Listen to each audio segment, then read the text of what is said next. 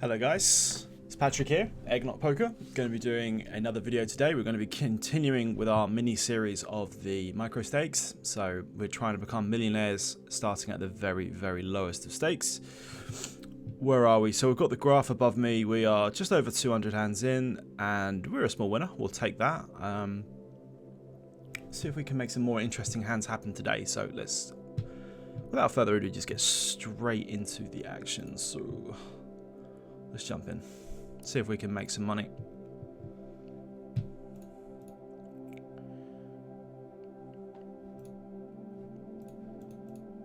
Give me a second. Here we are. Trying to find the right screen. Again, as always, thank you so much for everyone who's been liking, commenting, subscribing, and just helping out in general with the game. Just been thoroughly enjoying it. The channel's been going quite well. Getting a few more acolytes in. Discord's getting a little bit bigger and a little bit more active, and everything's just going well, and I'm thoroughly enjoying myself. So really happy. So thank you again. If you haven't already subscribed, excuse me, please get subscribed right now. Please like and comment, get involved, and join the team. So give me 2 seconds here. Right, there we go. So, what do we want to do with the King 5? I think I want to think about squeezing this one, potentially. I could also potentially maybe just call, but I think I am just going to squeeze this one up. See if we can either take this down or fight to the death. Preferably taking it down. Fighting to the death doesn't sound like a really good situation. Unless we win, of course. So, oh, there's something in my throat. Flopping a flush, so that's a good start. And this gentleman would like to wager all of his betting discs. So what do I want to do? Do I want to jam? Do I want to call? Calling looks very strong, but I don't like jamming just to disincentivize this guy. So let's do our fake tank. Oh, we're sitting here with queens, no heart. Oh, God, what do we do? I guess we just call. So let's try that. And this gentleman's got 0.1%. Well, he fought bravely and died with honor. So, thanks, I guess. It's an interesting first hand. 7-9 suited, I'm not going to be opening under the gun. I'm just very quickly making sure I get my recreationals marked up.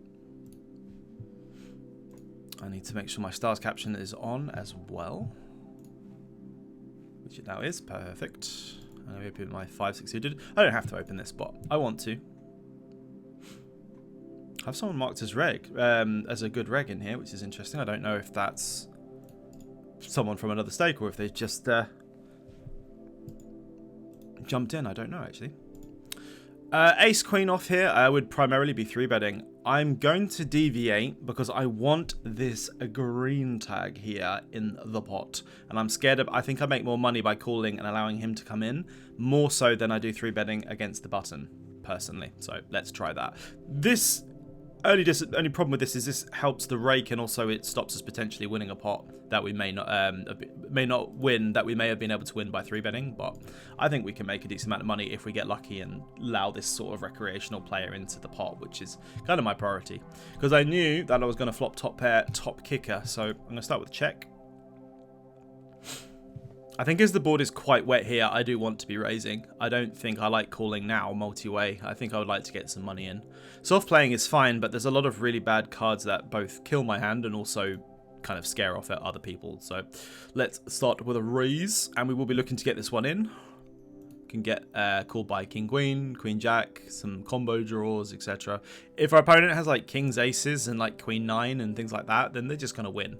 But this is a pretty nutted hand in this position. So I've got a choice. I can continue betting and barreling, or I can decide to go for a sneaky check on the turn to get another check raise in. So what do I want to do? Let's try and be sneaky this one time. Let's see if we get punished or not. I think at this stake, they might just pounce on this check because they assume it's always weakness. Yes! So what do I want to do with a board this wet? I think we just want to get it in against king, queen, queen, jack. And I don't know if or think this guy's going to fold now with his draws either. So in we go. Oh. Well, that was a bit anticlimactic. Boom. No. Oh, okay. Sag. Well, I liked how I played it. Although king's on the button against ace-queen is quite sad. Had I 3-bet that, he would have 4-bet and I would have folded. So I got punished for my my plea, unfortunately. That's a bit sad.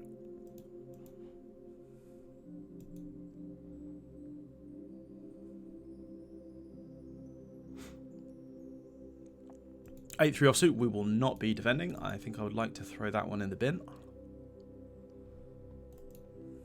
However, Queen Jack, I'm not going to be doing any kind of rolling. I just think with recreationals in here, I'm going to be making money. A very small amount of money, but I'm going to be making some EV from opening this with some Rex in the game. And I'm going to be deviating from theory. I think just a small continuation bet consistently is just going to be the way to play against these players and do a lot of doubling and triple barreling. Excuse me. Rather than sort of going large or checking here, for example. I just think betting small is actually just kind of good, to be honest. King 3 suited in the cutoff, especially with a green tag we're going to be opening, although we would be opening this anyway.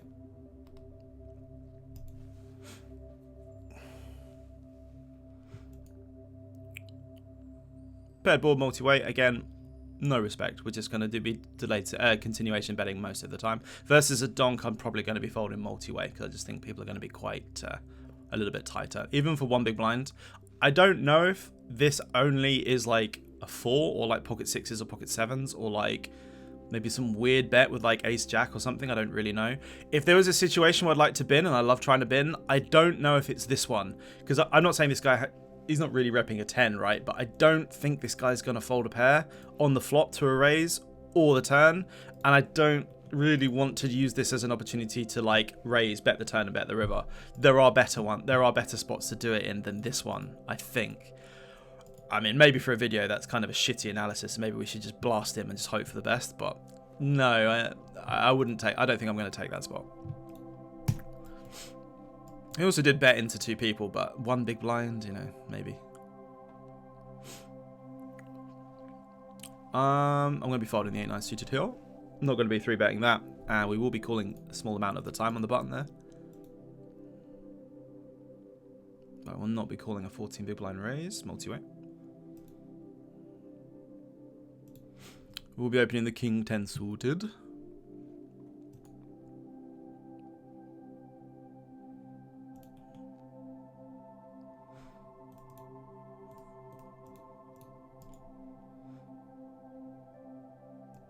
Folded 7 deuce. And the 9-4. Look at this guy. This avatar is literally me. It's just like, sigh. Every hand in this stake. I need to steal that avatar. I like that.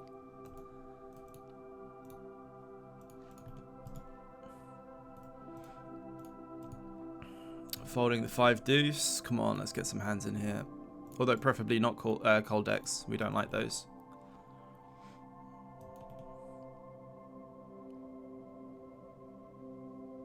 Pocket deuces. We will be defending this one. I don't think we're going to be 3-betting. I think call, especially against a small size, is fine. Not going to be doing any leading. I think checking is completely fine, and we will be continuing. Although I wouldn't want to see a massive bet. We're not going to be folding a pocket pair to 1-bet. 3's a good card. Limits the combos of... Well, I say limits the combos. It does reduce some of the combos of 3x, I suppose. But quads is still relatively unlikely. But, you know, you never know. And obviously we're still ahead of all his like bluffs, semi-bluffs, if he has them. If you just see betting loads of random hands and then betting the turn and so on. So this is a spot in the hand where it's like, if I continue here... I shouldn't really be doing a bunch of folding on rivers that often. So I kind of need to make my decision now. And I think, genuinely, just because this guy's gone like 80%, rather than going like 30%, 40%, 60%, I'm just going to lean towards folding. I don't care. I don't mind folding a pair here. I really don't mind over-folding. Because I just think at 2NL, when people take these large sizes, like sort of bigger than 70% kind of thing, that they're mostly weighted towards value. I'm not saying they have to have value every time, right? But, you know, but I just don't think it's a good idea. Like, it's just in a population. I'm going to open the Jack 4 suit because I've got a wreck. In these games that are so soft, well, technically soft, even though they're very tight, there's just, you need to be careful what spots you do take. And I don't know if that's a good spot to take, where I call a massive bet on the turn and then have to call a decent size probable river bet against tight opponents. So it's kind of like, there's just better situations to be in. So that's my reasoning anyway. I'm also going to take the reasoning for folding against this min raise for 90 bigs.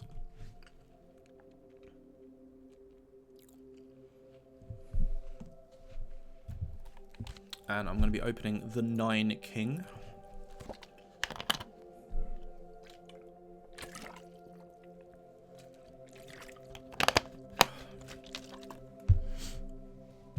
No, though not the ace 3. I don't like this one. Nor the queen 4, although this queen 4 is my brother's favourite hand. It is cursed, so don't play it. It's terrifying. I will not be defending the 8-6 unless we get min raise against the button. I can defend this against a small blind. At this stake, I think I'm just going to defend it. I wouldn't really be too happy about defending against a 3x with 8-6 offsuit most of the time, but I think in these games, I really do think I can get away with it. The question is, do we ever 3-bet a hand kind of like this bad? I think I would rather call this and then 3-bet sometimes like some queen 6 offs and stuff like that. This will play a little bit better than that, so we'll call in position. Not saying it's an amazing call, but I think we can make it work at this level, especially against recreational players. And this is not a good board for 8-6 offsuit, so we are going to be folding. We do have to be a little bit careful with how many hands we defend, though. One is the rake, and two is just the level of like c-betting percentage. So we need to make sure that we're going to be doing a lot of shenanigans post-flop, rather than just sort of expecting to make a hand in order to, you know, make money. Otherwise, we need to be really, really careful. So what do we have here? We have a gut shot. Do I want to lead it? I don't like check raising against this kind of shortish stack. I think I like just betting, and I'm just going to stick to a small c-bet size. Just hoping this guy's got some random cards that don't interact with this board and may fold.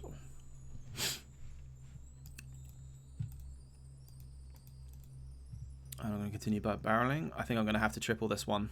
We block 5-6, which is nice. We block some continues on the turn. We unblock some like diamond and heart backdoor continues. We block and we block some of his best hands as well, which is nice, like straights and things like that, and like pair and gut shot style combos. That's pretty good. Jack's pretty good for us as well, in the fact that we could maybe, if we're bluffing and c-betting way too often, and we're going to be containing more Jack X than he is in our betting range and his defending range, most of the time, not all the time, but most, I would think. 3-4 suited, not the best open, but I'm going to open it because we've got a recreational in the small blind. Just that simple. And because I flopped marginal, I'm just going to be exploitative, and I don't want to c-bet. I think just checking is going to be one of the best ways now. I don't mind if villain just stabs entire range because we check. If anything, it's a good thing, because we're actually going to be ahead of most of his range if he's betting almost everything, which they tend to do. So villain checks back. I don't see any value in betting or delayed betting. I think I'm just going to check again, and we will be calling a delayed bet. Snap check back. So can we exploitatively get value here? He can still absolutely, I mean, he can also, I was going to say sevens, he can absolutely just have a better hand than us, but our hand, I think, just wants to constitute a check and try and check down against maybe a deuce, maybe like king queen, something like that. We don't have an amazing hand, we don't have like an awful hand, but we have some showdown value. If villain bets, I would not turn this into a bluff, because hands like pocket sevens, for example, are in there, and also like I don't really credibly rep a very, very good hand at this point, so I don't think this is a good spot to turn into a raise.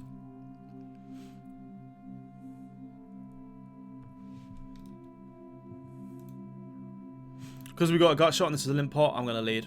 I don't want to check call, check fold this. I think I might just lead this and probably barrel turn. Against min raise, I'm just going to fold because of the flush draw. I'm not going to call a raise, although against this price, no, I'm going to let this go. With a flush draw out there, Just gonna let it go.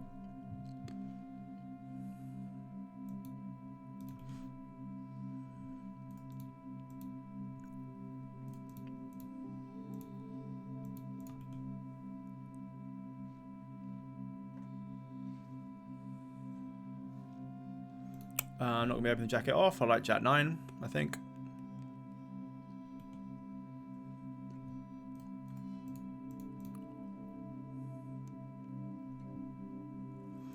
Ten seven's really close.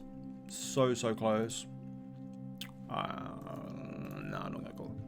I think it's a little bit loose, even against a min open.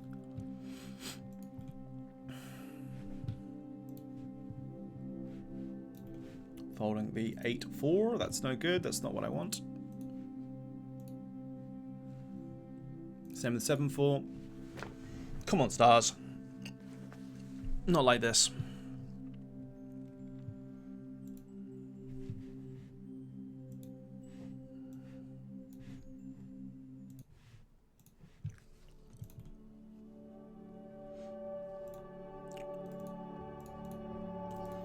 Just marking up these recreationals.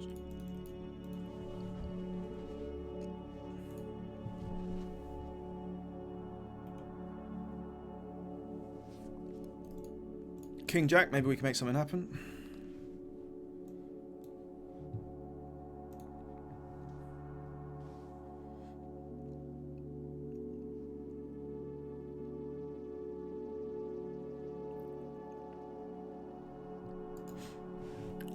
I don't think I'm going to take a check on this one.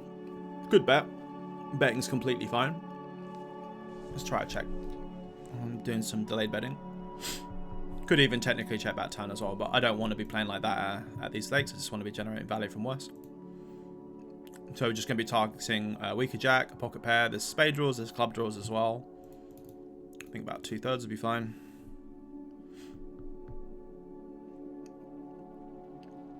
And people check and fold a lot. It's so hard to get calls. Even get raised, like, I'm just perceiving that most raises are just really nutted value. So, tough indeed. Ace 10 is good enough to defend. You could argue for a 3-bet here sometimes as well. I think just because against hijack and UTG, I would be very, very cautious of what hands to use as 3-bets. I would rather use a hand like Ace 4 suited or King 5 suited than Ace 10 if I was going to, you know, have like a bluffing range. But again, I am very cautious about how I play against the UTG and the hijack, especially when defending. We could do some check raising here if we'd like to. We block aces, we block 10s, we block ace jack, we block jack 10. Villain's not supposed to have pocket 5s that often. He's not really supposed to have 5-6 very often. We can have jack 6 suited, we can have jack 5 suited, we can have 5-6, we can have 5s. This is a decent hand with some good blockers. Let's try and 3-bet this one. Or just check raise this one even. If we're going to be check raising, we could check raise sort of smallish, or we could go for a bigger size. Let's take a big size. Hoping just to make him fold his weaker and marginal hands and some of his weaker c-bets. Let me take it down, which is nice. I'll take that. I'd rather be doing that than sort of floating. Or just folding 100%, etc.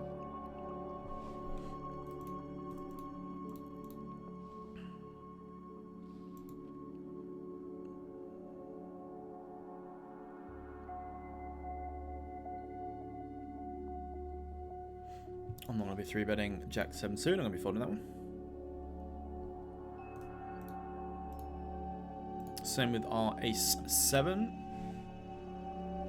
Again, very quickly, guys, if you are still watching and you are not subscribed, get subscribed right now. Very quickly, just press that subscribe button and bell icon. Leave your comments and leave a like. It makes a massive difference, so thank you. King 10 of speeds. Let's see if we can do something.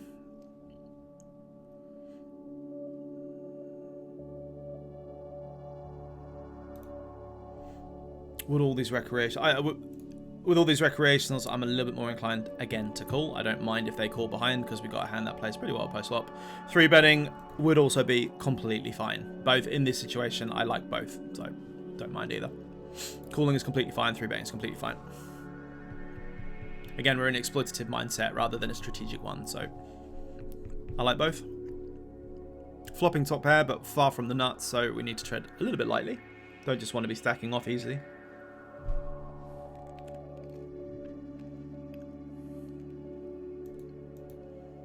So because we're multi-way, and this guy, I mean, I don't know, but this guy's got 364 bigs, so subjectively, I'm going to give him a bit more credit. So I'm not saying he doesn't have completely unprotected checks. So let's just check in position and play turns. The jack gives pocket jacks, but that's only one hand, so it's a pretty decent card. This guy now looks like he's got something like ace jack, pocket queens, or maybe like king queen, king 10, similar to us. Maybe some king jacks as well, but we absolutely beat some of those, so... And we've under-repped our hands, so I'm going to just call. And I like his size on the river as well. On the turn, sorry, it's not too big.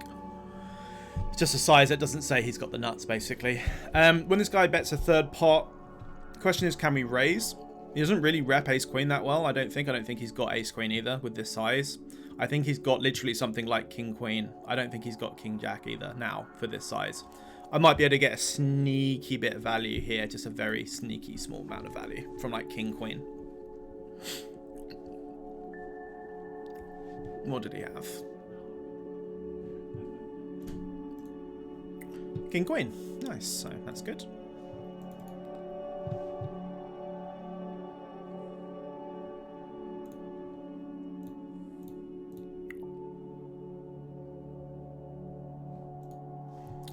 Queen 9 suited against a min raise. I am not going to be folding. I'm going to be defending my honor with this one. But again, we hate being 3-bet at these stakes, so we need to be very, very careful. I would very, very much like to mainly be checking please dealer. I don't mind allowing this guy to have free cards. I think he's going to have a lot of strong pocket pairs and ace-x. So let's check and not get binned. Hoping for another check or a small bet. Although, again, look at this. Like, big, right? If these guys 3-bet hands like 9-10, king jack, king queen, if they have them, they especially recreationals, they tend to c-bet quite often. I'm not saying I just have the best or the worst hand a lot here, but because this guy's just gone for a huge size, I'm kind of just done with the hand. Like, theoretically, I should not fold here, but I don't care about strategic. I only care about what's in front of me. And it's like, if this guy's mainly 3-betting, I don't have any information, right? So I can't give an accurate assessment. But with no information against a recreational 3-better for a min raise, it could be a lot of hands. But when they don't c-bet and then bet huge, I don't know what that means. I just want to make sure I'm calling with the top end of my range against larger sizes. If he's going to bluff me there and wait to the turn to do it, then he's going to bluff me and he's going to win. And I don't mind that. I don't want to call a huge size and then have to call another one potentially on the river with a marginal hand when I've just got so many like good ace-x to call with there. That's my reasoning for that. Like, rather than saying, you know I have to call in theory, I just don't want to. It's just that simple. It's another one of these really marginal spots I just don't think is going to be making a decent amount of money by calling. So I could have 3-bet the king queen suited. I did not. I liked calling. This board is going to favour my range more than his. I don't know if he knows that. I am not going to check back because I do not want his ace-x to be realising for free. I'm just going to go ahead and bet my range. I could bet small, I could bet half. It doesn't really matter. I think exploitatively though, these guys' checks are mainly focused on like ace highs and really strong king highs. Or like if he's got like ace-x suited with like a pair there, then something like that. Something I can just attack basically with king high rather than checking back and, trying to realise. I'm going to open my ace queen.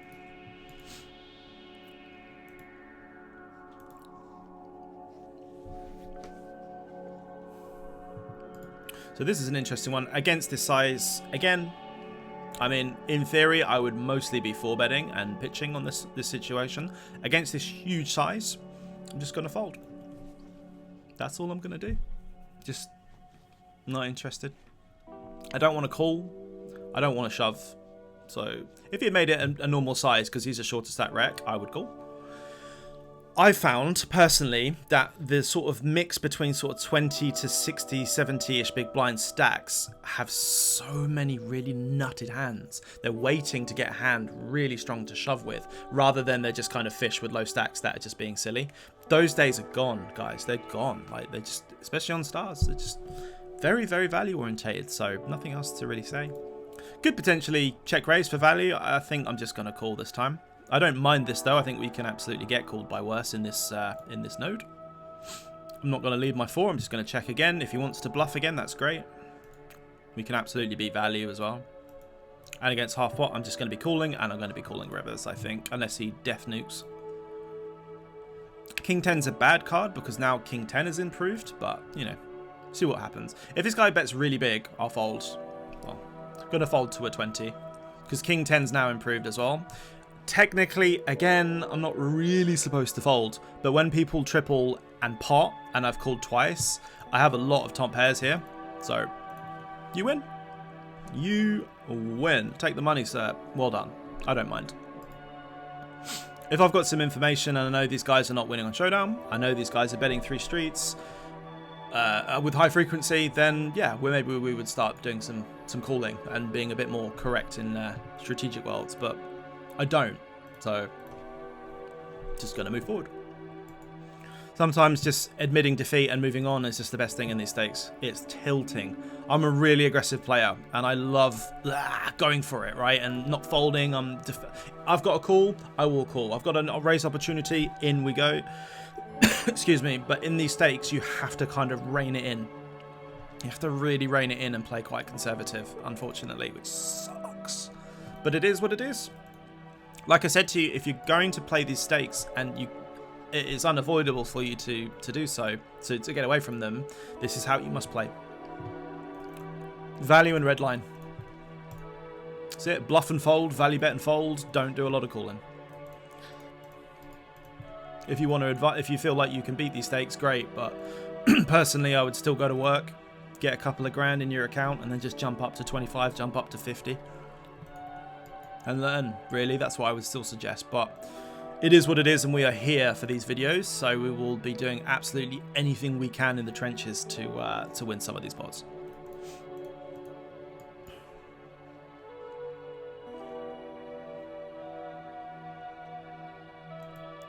I think I could go both ways with raising or calling 8s. I really don't mind. Raising is great because we take away some of the opponents, and again, we may just take it down and not contribute rake. At the same time, getting 1 or 2 of these guys to fold. Do I think it would get more money in the long run by calling, by limping here and trying to hit an 8, or do I think I make more money here by raising and taking it down? I honestly think with 3 recreationals, it's very close. I don't mind. I really don't mind. Let's limp and see if we can see a 4-way pot. We're obviously not folding, but again, this is purely an exploitative thing. I would absolutely be raising this pure if I was just playing strategically at a normal stake, but we're not, so. Check through would be nice. Although we're not going to be turning our hand into a bluff, and I don't think we generate any value or any logic by betting this turn. Only problem with this, as you see, is it just makes the hand extremely difficult. If someone with Jack 9 just wants to bet, how can I call and defend with 8s? If someone with 7-8 wants to bet, a flush draw wants to bet, even just a random bluff wants to bet, what can I do with 8s, etc.? And I've got to fold here. Tough. So there's advantages and disadvantages to both sides of the coin there. Again, we can flat ace king or we can 3-bet it. I'm not really focused on strategic. I just want to make the most money. Again, it's the same thing. Because I've got 2 recreationals behind, calling and allowing these guys to come in with king 10 and king jack is actually fantastic. Advantages to 3-betting this guy is I can build a pot and isolate him, and he can call with a worse hand. But, you know, again, I don't mind. Fuck it. Let's call. See if we can absolutely dominate some hands or induce some raises. Haha.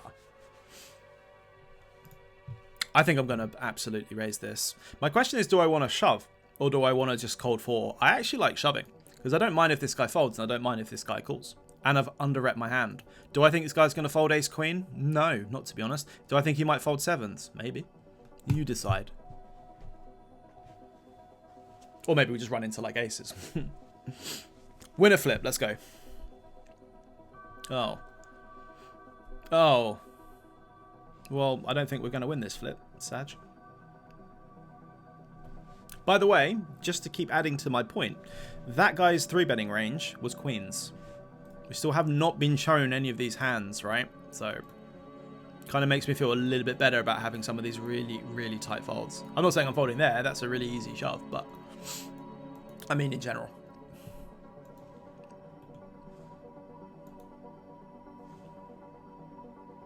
I'm going to play for another couple of minutes.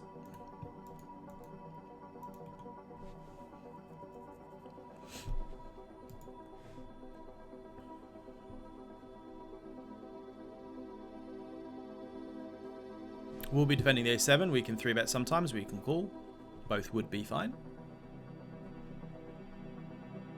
Although I will not be opening my 10-5 offsuit. I'm not the biggest fan of this hand.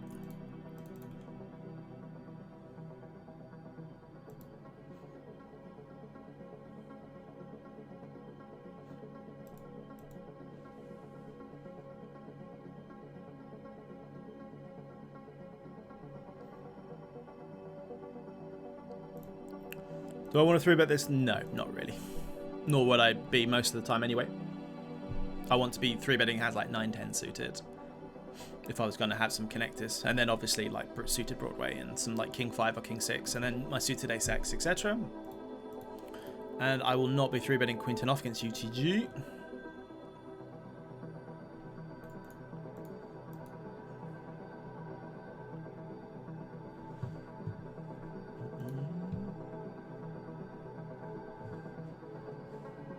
I'm going to be pitching the a6. It looks a bit tight, but we're going to be dominated so often.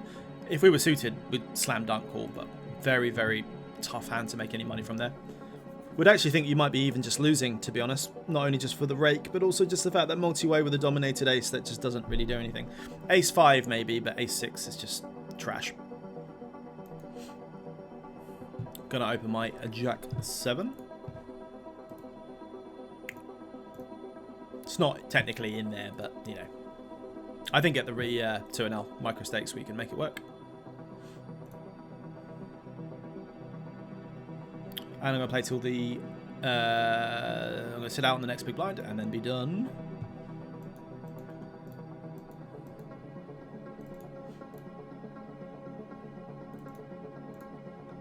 King Queen. Come on, King Queen. Do it for us. So we get 3-bet. We're not going to be folding this one, especially in position. Interesting size for a recreational. 10.5 is a bit specific. Don't know what that means, but...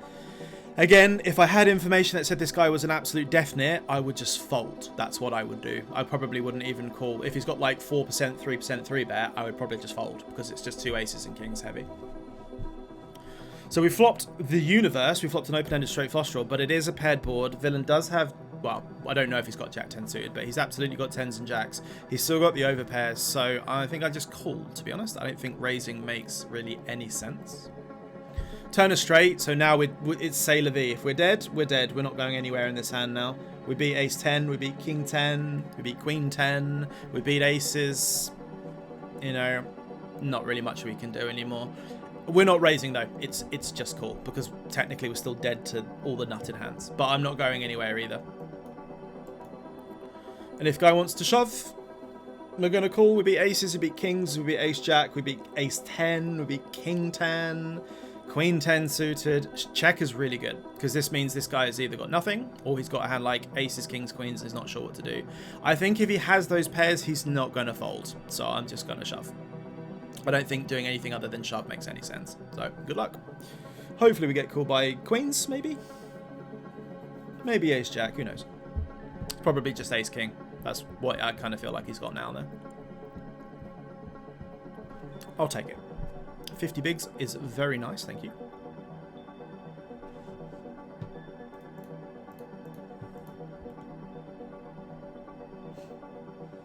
Ace queen, come on, baby. Let's do it. I think we should be opening this one. That sounds optimal. Oh. Although taking it down is kind of shitty. I think I would have opened 5-6 or 6-7, but I don't think I'm going to open gap connectors this low UTG. And that's us done. So let's have a look at our graph. I don't think we've done very well. I think we played pretty decent, but not run particularly well. Let's have a little gander. Boom. Let's have a look at our graph and refresh. So we are down $1.77 for the session. That's a bit sad. And our graph, let's have a look. Where am I going here? Graph would be nice. I'm going to refresh this one. So overall, we are down 46 cents. So we're now losing players, Sag. Although currently all in adjustment, we should technically be ahead, if that makes us feel better. We've done alright, I think. So nothing too really all crazy to go through there. I think. Yeah.